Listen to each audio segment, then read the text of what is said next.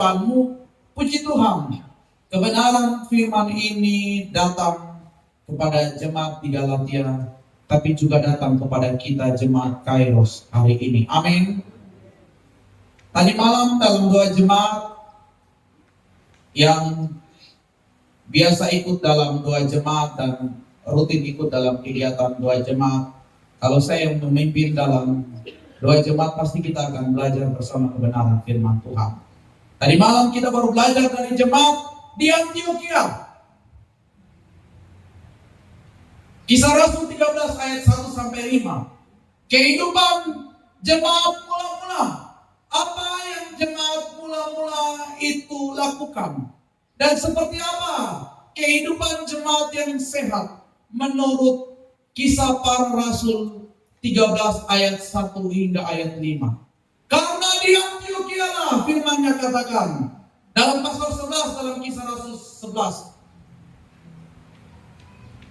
ayat 26, mereka pertama kali disebut Kristen. Jemaat di Antioquia menjadi teladan bagaimana kualitas jemaat atau umat Tuhan yang sehat. Hari ini kembali kita ada dalam pembelajaran di dalam jemaat, melalui jemaat-jemaat yang ada di Galatia. Rupanya dalam perjalanan pelayanan Rasul Paulus, dia menemukan bahwa jemaat-jemaat di Galatia ada dalam kondisi yang kurang sehat. Ya. Kalau ada yang sehat berarti ada yang sakit, yang kurang sehat ya. Ya kalau sakit bahasanya kurang ini ya, agak sedikit konotasinya negatif ya. Tapi yang sehat berarti ada yang kurang sehat. Jemaat di Galatia, firman Tuhan katakan bahwa mereka rupanya ada dalam kondisi yang kurang sehat.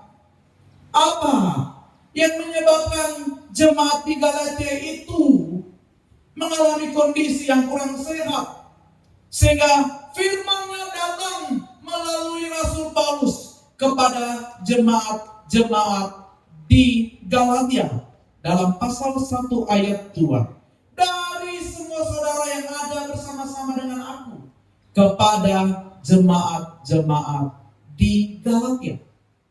Rupanya Bapak Ibu kekasih Tuhan, jemaat di Galatia itu firman-Nya katakan di dalam ayatnya yang ke-6, Paulus merasa heran karena mereka begitu lekas berbalik daripada Tuhan. Jemaat di Galatia rupanya tidak lagi teguh di dalam Tuhan. Jemaat di Galatia rupanya waktu sudah menerima Yesus sebagai Tuhan, tapi hanya panas-panas tai ayam. Seperti yang biasanya kita tahu ya. Hanya panas-panas di depan, tapi sesudah itu dingin. Mereka lekas berbalik dari Tuhan. Makanya Paulus katakan, aku heran bahwa kamu lekas berbalik dari Tuhan. Nah Bapak Ibu yang Yesus kasih, keadaan kondisi jemaat di Galatia, kita pun harus jujur bagi jemaat Tuhan hari ini. Ada banyak anak-anak Tuhan juga yang tidak teguh di dalam Dia. Ada yang mengikut Tuhan karena maunya. Ada yang mengikut Tuhan karena kepentingan. Ada yang mengikut Tuhan karena ada sesuatu yang dia mau gapai di depan. Tapi ketika itu tidak tercapai, dia meninggalkan Tuhan. Jemaat di Galatia ini adalah contoh. Mereka juga lekas berbalik dari Tuhan. Dan firman Tuhan katakan selanjutnya di dalam ayat yang ke-6, Mereka mengikuti suatu Injil yang lain. Firman-Nya katakan bahwa kamu begitu lekas berbalik dari Dia, yang oleh karena kasih karunia Kristus telah memanggil kamu dan mengikuti suatu Injil yang lain. Rupanya bukan hanya Injil Kristus Yesus, kabar baik dari Yesus Kristus yang sudah mereka dengar dan terima, yang sudah mereka rasakan, tapi mereka juga dengar kabar-kabar yang lain, kabar-kabar yang tidak benar. Dan Paulus katakan ini Injil yang lain. Kamu lekas berbalik dari Tuhan dan mengikuti Injil yang lain. Ayat 7 yang katakan bahwa yang sebenarnya bukan Injil. Ada situasi yang mana jemaat di Galatia itu mengikuti Injil yang lain. Ini sesuatu yang tidak sehat. Mengikuti hal-hal yang tidak berkenan. Bapak Ibu saudara-saudari yang Tuhan Yesus kasihi, kita harus hidup dalam pelayanan, dalam kehidupan kekristenan. Ada yang ikut Tuhan, tapi ada juga yang percaya barang lain. Ada yang datang kepada Tuhan, tapi ada juga yang masih ragu-ragu waktu menghadapi masalah. Saya begitu heran sebagai hamba Tuhan yang baru dalam pelayanan, mulai di Kota Manokwari ini di tahun 2016 dan tahun ini, ketika Tuhan percayakan ada dan bermitra dengan gereja-gereja Tuhan, ada banyak kepercayaan-kepercayaan yang rupanya tidak memuliakan Tuhan.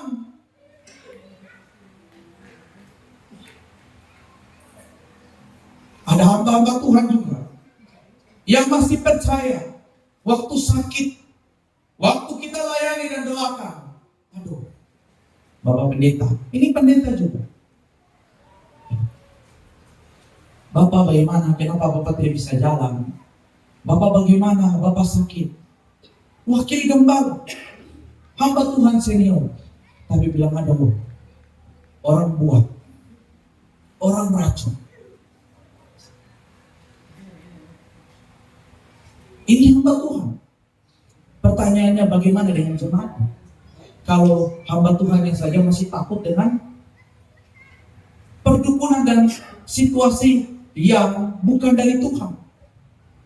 Ada lagi waktu kami doakan dan tantang, waktu kami layani untuk teguh di dalam Tuhan. Semua percaya Tuhan, percaya. Ada kabar yang lain. Di sini masih ada yang pegang obat-obatan, kami tantang. Masih ada yang ke perdukunan, masih ada yang dengan suami. Ada. Masih takut suami? Masih.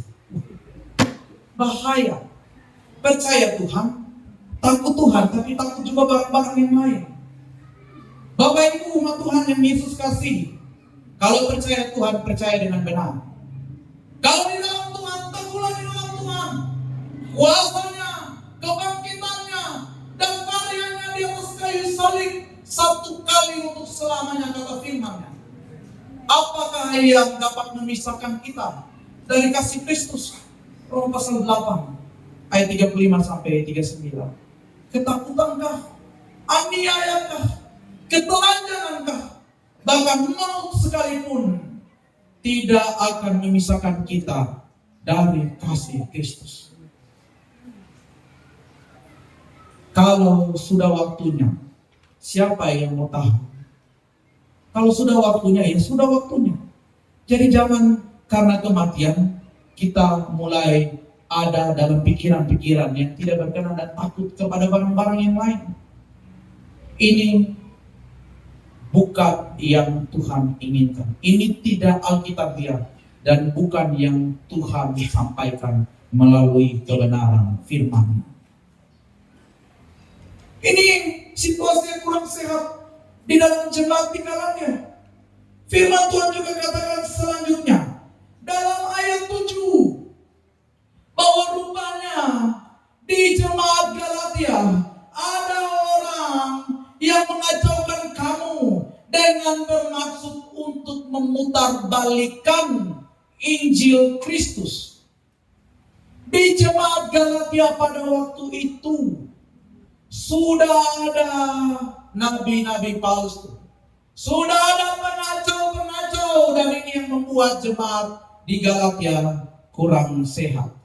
Jadi jangan heran kalau hari ini kita dengar dalam pelayanan, kita dengar dalam sebuah gereja, ada yang terpecah, ada yang buat kacau, ada yang buat kabar-kabar miring.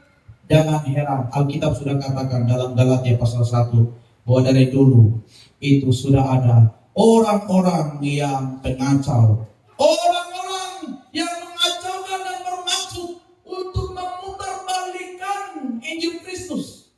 Sehingga Paulus mengingatkan jemaat di Galatia. Bapak Ibu umat Tuhan yang Yesus kasihi, lebih lanjut dalam pasal 3 ayat 1, firman-Nya katakan demikian, bahwa hai orang-orang Galatia yang bodoh, ya, siapakah yang telah mempesona kamu? Dari firman-Nya ini, bahwa di dalam jemaat yang membuat jemaat tidak mengalami kehidupan yang sehat. Karena apa? Karena ada yang bodoh. Mengerti yang bodoh?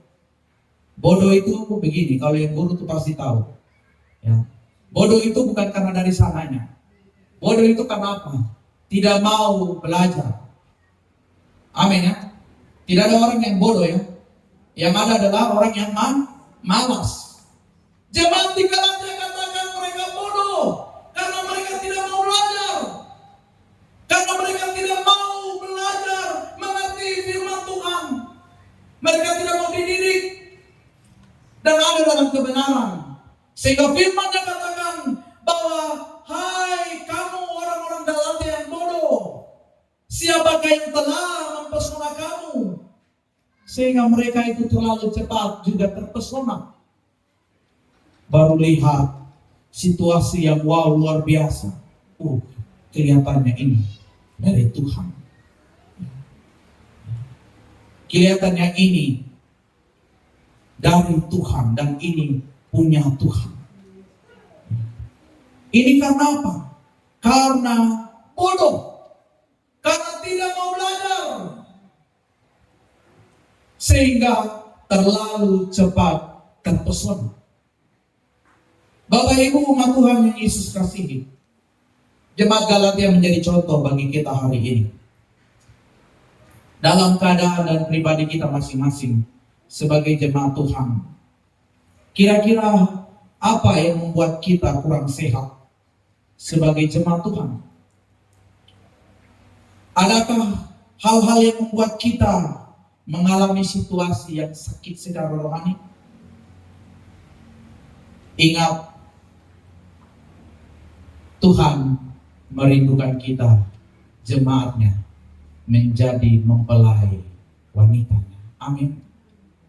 Tuhan rindu untuk melihat jemaatnya ada dalam sebuah pertumbuhan, ada dalam sebuah kebangunan.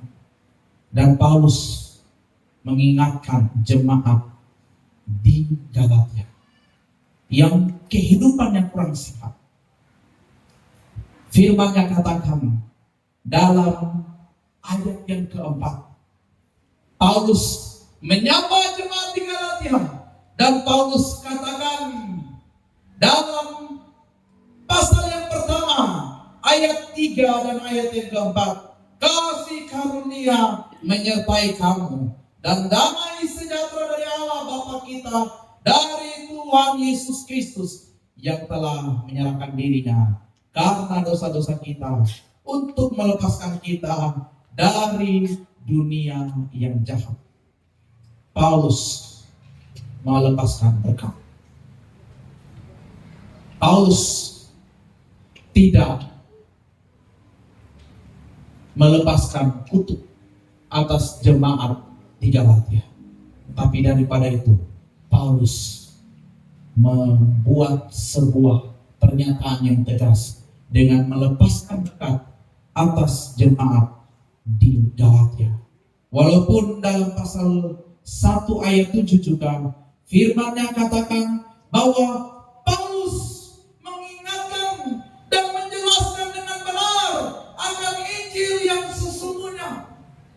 Injil dari Yesus Kristus satu-satunya yang benar, yang sudah melepaskan kita dari kuasa maut. Bapak Ibu bisa cari, cek di ajaran agama apapun, hanya di kekristenanlah ada sebuah kepastian keselamatan. Amin. Hanya melalui Alkitablah kita mengerti akan jalan kebenaran dan keselamatan. Jadi kalau Anda berpaling karena pasangan, Anda berpaling karena pekerjaan, Anda berpaling karena apa? Karena uang, saya mau katakan Anda rugi, bukan hanya di dunia tapi juga di akhirat. Paulus mengingatkan dan Paulus menegur dengan tegas bahwa jemaat di Galatia, mengapa kamu begitu bodoh? Mengapa kamu terlalu cepat terpesona? Pasal 3 ayat 1. Dan bahkan kalau lebih tegasnya dalam ayat 8 dan ayat 9, Paulus katakan, jikalau ada yang mengajarkan suatu Injil yang lain, 2 kali Paulus katakan, terkutuklah dia. Sebenarnya Paulus di situ kalau bisa dengan bahasa kita hari-hari, Paulus marah. Karena apa? Karena ada orang-orang yang mulai menjadi pengacau di jemaat di kota Galatia. Bapak Ibu umat Tuhan yang Yesus kasih, sebagai gereja Tuhan hari ini, sebagai umat Tuhan hari ini, firman Tuhan sudah dengan jelas melalui jemaat di Galatia dalam pasal 1 ayat yang pertama hingga ayatnya yang ke-10 dan pasal 3 ayat yang pertama. Pelajaran-pelajaran berharga apa yang bisa kita pelajari dari jemaat di Galatia? Dari Rasul Paulus kita belajar sebagai anak-anak Tuhan, bukan hanya nanti gembala punya tugas, majelis punya tugas, tapi sebagai jemaat Tuhan, mari kita berani nyatakan dengan jelas. Kita berani tegur dengan tegas apa yang salah. Firman Tuhan katakan dalam Matius pasal 5 ayat 37. Jika ya katakan ya, jika tidak katakan tidak.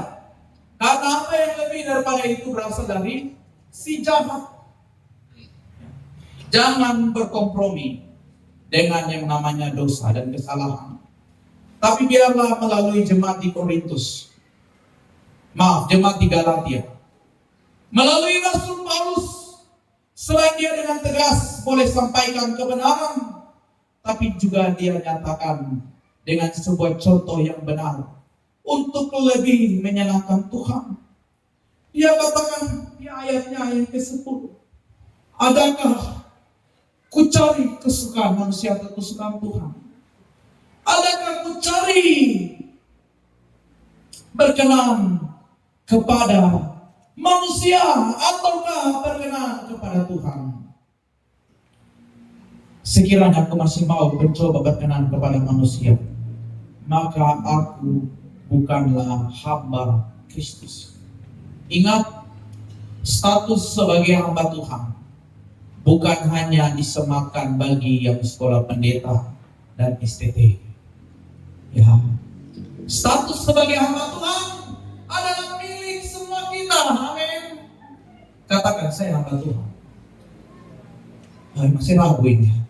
Bilang, saya hamba Tuhan. Karena kita sudah dibeli dan harganya telah lunas dibayar. Kita sudah ditebus. Kita yang dulu adalah hamba dosa, ditebus dan diangkat untuk menjadi anak-anaknya. Dan kita adalah milik kepunyaannya. Kita adalah hamba Tuhan. Amin. Oleh sebab itu, mari miliki sikap yang benar. Jangan karena kita mau mencoba berkenan kepada manusia, maka akhirnya kita tidak lagi berkenan kepada Tuhan. Jangan sampai karena kita mau cari apa yang disukai oleh manusia, kita tidak mencari apa yang disukai oleh Tuhan. Kebenaran ini dengan jelas mengingatkan kita, mari hidup di hadapan Tuhan dengan benar, dan mari beritakanlah Injil yang benar. Tapi juga melalui surat kepada jemaat di Galatia. Dalam pasal 1 ayat 1 hingga ayat yang ke-10, ada pengajaran-pengajaran yang jelas dalam suratnya, dalam kalimat-kalimat yang disampaikan oleh Paulus. Paulus tidak hanya menegur, Paulus tidak hanya mengingatkan, Paulus tidak hanya kalau bisa dibilang marah-marah kepada jemaat di Galatia, tapi dia menjadi contoh, dia menjadi teladan, dan dia kuat dalam pengajarannya, sehingga Tuhan dipermuliakan di dalam segalanya. Bapak Ibu, aturan yang Yesus kasih. Hari ini kita ada sebagai jemaat Tuhan. Amin. Kita bangga. Gereja di mana? Jemaat mana? Oh, saya jemaat di Kairos. Kairos itu yang mana? Itu yang disuapin. Kalau mau naik sebelum Awin Futsal itu gereja bagian kanan. Yang atap besar itu baru berdiri. Saya jemaat di situ. Kalau kita bangga status kita sebagai jemaat, apakah keadaan status kita itu dalam keadaan yang sehat? Bapak Ibu Tuhan, apa hambatan? Apa hal yang harus kita benahi dalam kehidupan pribadi, bahkan dalam jemaat Tuhan? Banyak orang hari ini takut mengalami kehidupan yang sehat. Karena apa? Karena takut kehilangan. Karena apa? Karena jaga perasaan. Betul? Aduh, dia ini yang dulu. Aduh, nanti ke depannya saya mau ketemu dia. Apalagi? Ya. Karena apa? Karena mungkin kita merasa diri harus baik-baik saja. Saya biasa-biasa saja. Mungkin ada hari ini kita anak-anak Tuhan yang ada di zona nyaman dan katakan semuanya sudah tercukupkan. Jadi saya merasa diri puas. Halo umat Tuhan. Tuhan tidak menginginkan kita sebagai anak-anaknya yang gampangan. Anak-anaknya yang merasa puas dengan situasi yang ada. Bahkan hari ini mungkin kalau kita sudah terbiasa dengan sebuah tradisi-tradisi yang salah, yang keliru, tinggalkan itu. Jangan sampai Anda kehilangan kaki diam daripada Tuhan. Jangan sampai suatu saat ketika Tuhan datang, suatu saat ketika Tuhan memperhadapkanmu dengan pengadilan di tata pengadilan Kristus, waktu Tuhan meminta pertanggungjawabanmu, hai Selvi Tebai, apakah yang sudah kau buat untuk saya? NKI 175 katakan bahwa apa yang sudah kau buat untuk Tuhan. Hai, ingat satu kali Yesus tanya, benar kau tidakkah lengah? Hai, ingat satu kali Yesus tanya, berapa jiwa yang di lembah yang engkau bawa untuk tajuk sultanmu? Tuhan tidak tanya, kok mobil berapa? Kok harta berapa? Kok rumah berapa banyak? Itu tidak ditanya oleh Tuhan. Tuhan akan tanya bagaimana kehidupanmu sebagai jemaatnya yang sehat. Adakah kau tetap setia? Adakah kau melakukan apa yang menjadi ketetapannya? Adakah kau hidup untuk mencari kesukaan Tuhan dan berkenan kepada Tuhan? Biarlah refleksi kebenaran firman ini meneguhkan kita, mengingatkan kita bahwa ingat, Tuhan setia. Ingat, Tuhan selalu ada. Tuhan mau pakai saudara dan saya. Amin. Katakan, Tuhan mau pakai saya. Haleluya. Kalau orang lain bisa dipakai Tuhan, kalau orang lain bisa dijadikan Tuhan dengan heran dan luar biasa, mengapa kita tidak? Amin. Tuhan kita sama. Amin. Roh yang ada pada kita itu sama. Roh yang Tuhan taruh dalam diri gembala sama dalam kopnya diri. Amin. Sama dengan kopnya diri. Firman-Nya juga katakan bahwa roh yang ada di dalam kita lebih besar daripada roh yang ada dalam dunia ini. Ada kuasa yang tidak terbatas. Ada otoritas yang tidak terbatas. Ada materai, ada tanda dalam Efesus pasal 1 ayat 13-14 yang sudah diberikan kepada kita dengan rohnya yang kudus. Karena kita adalah umat ketebusan. Karena kita adalah umat pilihannya. Karena kita adalah rekan sekerja Tuhan. Haleluya. Terpuji nama Tuhan atas kebenaran firman-Nya. Kita nyanyikan pujian yang berkata bahwa Tuhan, ku mau menyenangkanmu. Tuhan, bentuklah hati ini menyenangkanmu. Biarlah hanya itu kerinduan kita. Biarlah hanya itu yang kita rindukan, utamakan dari segala-galanya yang ada di dalam dunia ini.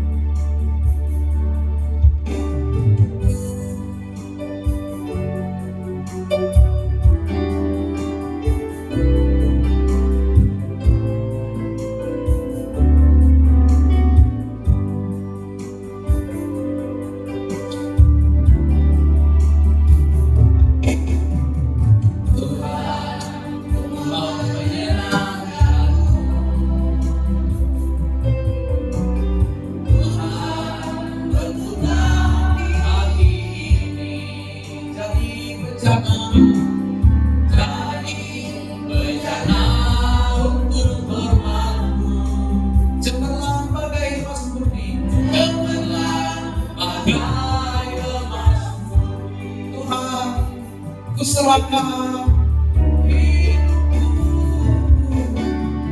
Tuhan, ku serahkan hidupku, semua ku berikan padamu. Kuduskan hingga kudus selalu. Ada aku menyenangkan,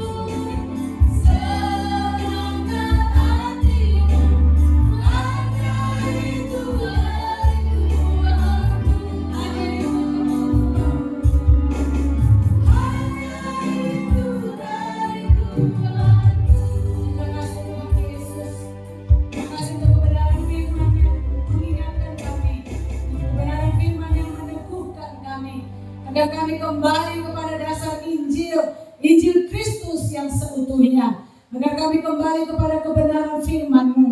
Biarlah kami belajar dari kehidupan jemaat di Galatia untuk kami kembali kepada panggilan Tuhan. Kami mendengar apa kata Rasul Paulus yang Yesus dia katakan bahwa mengikut Yesus, mengikut ajaran Injil itu, engkau disebut sebagai hamba Allah. Terpuji-pujilah nama-Mu. Biarlah kami bisa jujur di hadapan Tuhan secara pribadi lepas pribadi. Mengaku segala salah di hadapan Tuhan secara pribadi. Agar kami dibenarkan dan dilayakan. Dan kami semua, jemaat Kairos, akan disebut sebagai hamba-hamba Tuhan yang setia. Terima kasih Bapa, biarlah Injil akan tetap menjadi pegangan dan pedoman hidup kami kemanapun kami berada. Pakai hamba-Mu Bapak Gembala, terus dengan heran dan luar biasa. Pengajaran-pengajaran tentang kebenaran, agar kebenaran firman yang ada di dalam Alkitab ini bisa hamba-Mu berbentangkan. Baik jemaat Kairos, bahkan untuk jemaat-jemaat lain. Bahkan pelayanan ke depan hamba-Mu pada suku-suku yang lain yang ada di kota Manokwari. Tuhan bawa beliau pergi untuk menyelamatkan banyak jiwa yang di lembah sana. Dia bawa ke tajuk sultannya. Sehingga pada waktu Yesus datang, semua orang akan melihat kemuliaan Tuhan. Terima kasih Bapa. Dalam nama Yesus kami bersyukur untuk firman Tuhan. Amin.